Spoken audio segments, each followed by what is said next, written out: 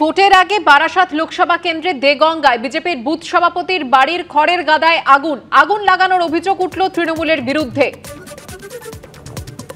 প্রায় ৩ বিঘা জমির খড় পুড়িয়ে দেওয়া হয়েছে বলে তার অভিযোগ এবং আগুন লাগানোর অভিযোগ অস্বীকার করেছে তৃণমূল।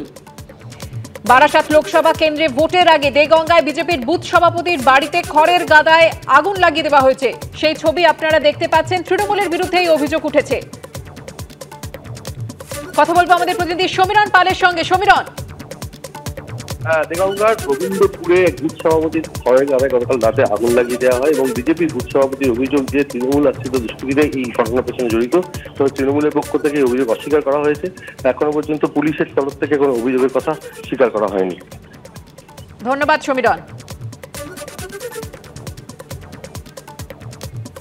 দক্ষিণ চব্বিশ পরগনার ঢোলাহাটের গুরুদাসপুরে 2 বোনকে কুপিয়ে খুনের অভিযোগে ধৃত ভাইপো।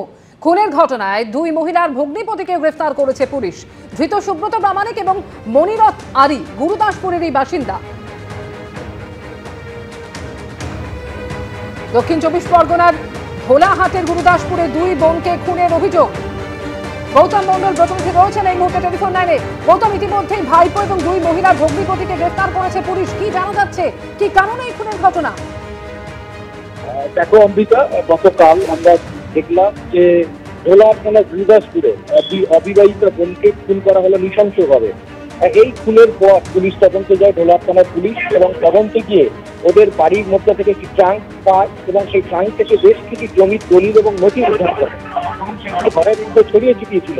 তখনই পুলিশ অনুমান করে যে এই খুনের পিছনে সম্পত্তিগত কোনো বিবাদ রয়েছে। পুলিশ সূত্রে যেটা জানা যাচ্ছে, এরপরে পুলিশ তদন্ত নেবে এই 2 মহিলার ভাইপো তাকে প্রথমে আটক করে এবং তারপর ছোট বোনের স্বামী সেই ভগ্নিপতিকে আটক করে। তারপর দুজনকে ঢোলার থানায় নিয়ে আসা হয় এবং তারপর জেরা করা হয়। জেরায় একাধিক অসঙ্গতি লক্ষ্য করা হয়। তারপর রাতে এদেরকে গ্রেপ্তার করা হয়। পুলিশ সূত্রে যেটা জানা যাচ্ছে, এই 2 অবিবাহিতা যে বোন ছিল, এদের 5 থেকে 7 বিঘা জমি ছিল। এই জমিটা চাপ দিচ্ছিল এই ভাইপো এবং এই ভগ্নিপতি, এই জমিটা লিখিয়ে দেওয়ার জন্য চাপ দিচ্ছিল এই 2 বোনের উপরে। কিন্তু এই 2 বোন তাদের এই অবলম্বন করতে ছিল, তারা যেহেতু দুজনেই অবিবাহিতা, অবলম্বন ছিল এই জমিটুকু। সেই জমিতে চাষবাস করে যে সংসার চলতো, সেই সংসার চলতো এই জমি টাকাতে। কিন্তু এই জমিটার উপর লক্ষ্য করেছিল ভাইপো এবং ভগ্নিপতি। তারাই পরিকল্পনা করে প্রথমে ভারী বস্তু দিয়ে মাথায় আঘাত করে এবং তারপর ধারালো অস্ত্র দিয়ে এদের কোপানো হয় বলে অভিযোগ। আজকে দুজনকে কাকদ্বীপ মহকুমা আদালতে তোলা হবে এবং এদেরকে নিজেদের হেফাজতে নেবে পুলিশ, এবং আরো এর পেছনে আরো অন্য কেউ আছে কিনা সেটাও প্রতিবেদন পুলিশ। ধন্যবাদ গৌতম।